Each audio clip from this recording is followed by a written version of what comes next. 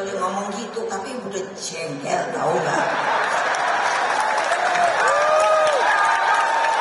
Kenapa? Republik ini penuh dengan pengorbanan, tahu tidak? Kenapa sekarang kalian yang baru berkuasa itu mau bertindak seperti waktu zaman Orde Baru?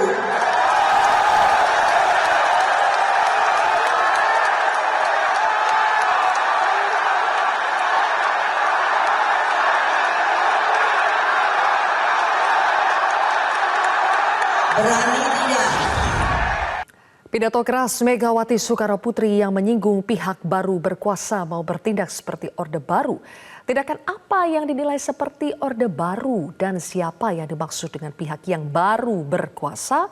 Saya akan membahasnya bersama dengan Wakil Ketua Umum Partai Gerindra Habibur Rahman, politikus PD Perjuangan Masinton Pasaribu, dan analis komunikasi politik Henry Satrio. Selamat malam Bang Habib, Bang Masinton, dan juga Mas Hensat. Terima kasih sudah hadir. Bang Masinton, Bang Habib sudah bergabung semuanya ya. Oke, saya mulai dulu dari Bang Masinton. Tindakan apa yang dinilai Bu Mega seperti Orba, Bang Masinton?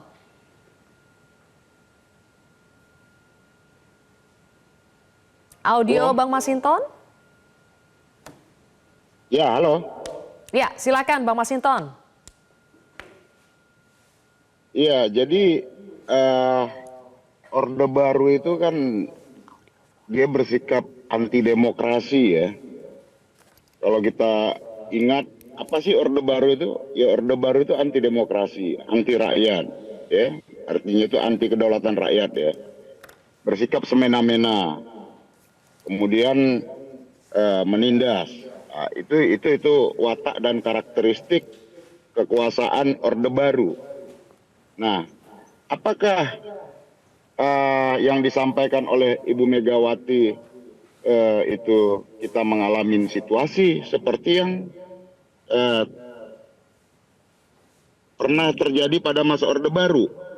Ya, kita mengalami situasi seperti itu saat ini ya. Kalau kita lihat ini masa di mana dalam 25 tahun perjalanan reformasi ini kita tidak pernah mengalami situasi yang selama ini ya kita jalanin dalam 25 tahun ini. Di akhir-akhir di dalam masuk terakhir ini kita merasakan suasana di mana ya perilaku kekuasaan yang mulai cenderung ya nabrak-nabrak aturan, kemudian perilaku kekuasaan yang menampilkan karakteristik yang mulai menggunakan cara-cara intimidatif gitu ya. Nah, ini sudah mulai dirasakan oleh elemen masyarakat sipil. Baik. Kemudian pers sebagai pilar demokrasi dan juga elemen-elemen masyarakat lainnya.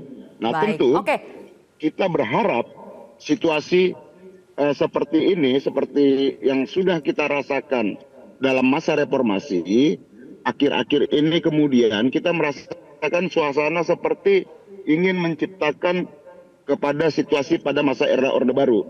Nah, baik, ini yang, sampai di situ dulu Bang Masinton, ditahan dulu, saya berikan ya. kesempatan kepada Bang Habib untuk menanggapinya.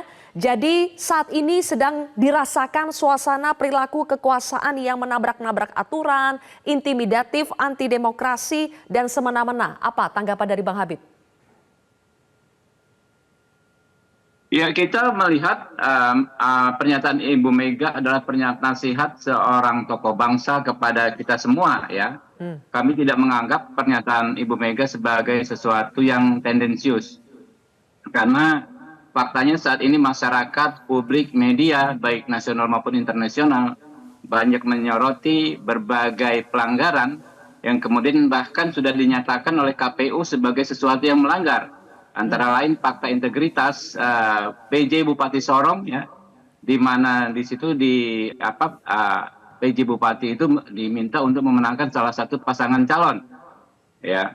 Kemudian juga yang sudah ada putusan Bawaslu-nya itu adalah terkait Bupati di Majalengka ya, karena Sobahi ya, yang memang disebutkan ya menyampaikan narasi mengarahkan dukungan kepada caleg-caleg tertentu dan pasangan pilpres tertentu.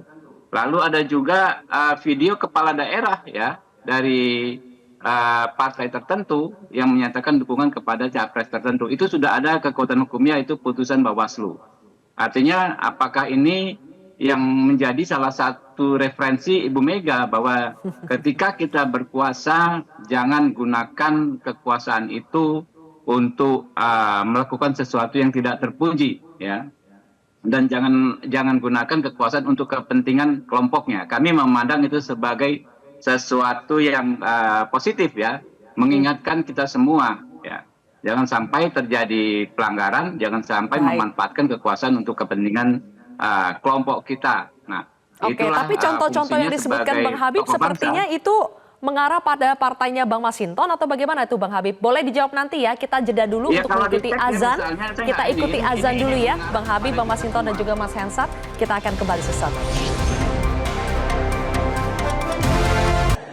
Dengan suara lantang, jangan golput, jangan tidak memilih, dan katakan kembali pada mereka.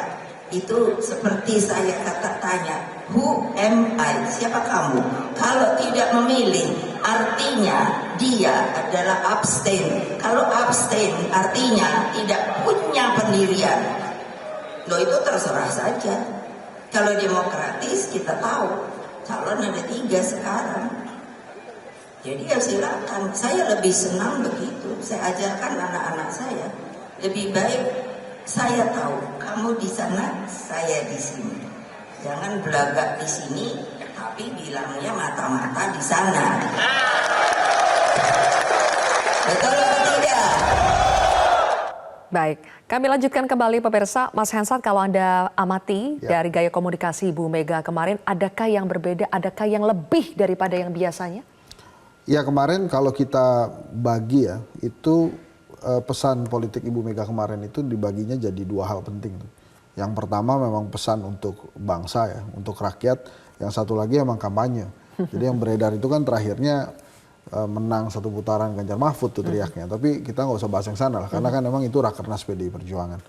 Nah, justru yang menarik itu adalah pada sesi pertamanya, pada saat beliau mengatakan terutama bila baru berkuasa kemudian ingin seperti Orba, itu yang kemudian viral di mana-mana dan langsung publik itu menyatakan bahwa keras sekali nih Ibu Mega bicara saat ini dan tujuannya pasti ke penguasa saat ini. Penguasa saat ini cuma satu gitu ya, Pak Jokowi.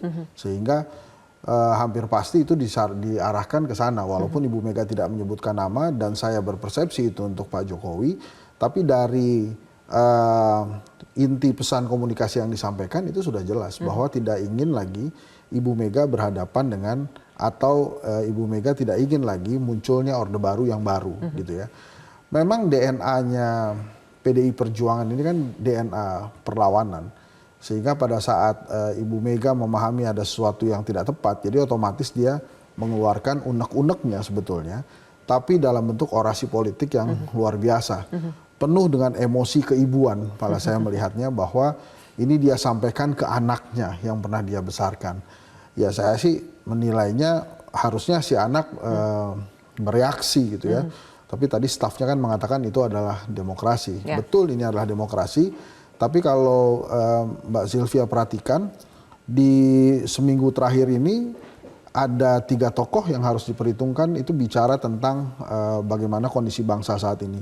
Sebelum Ibu Mega itu Pak JK bicara juga tentang SMK ya, mobil nasional itu beneran atau tidak. Sebelumnya Pak Kiai Ma'ruf mengatakan bahwa jangan ada tekanan, pemilu harus netral. Nah ini menarik sekali, ada 3 orang tokoh yang waktunya berdekatan, bicara dengan ada kaitannya dengan nasib bangsa. Nah ini menjadi hal yang penting menurut saya dan tidak bisa dianggap remeh juga oleh penguasa saat ini gitu, menilai dari pidato yang disampaikan oleh Bu Mega. Baik, gitu ya. oke.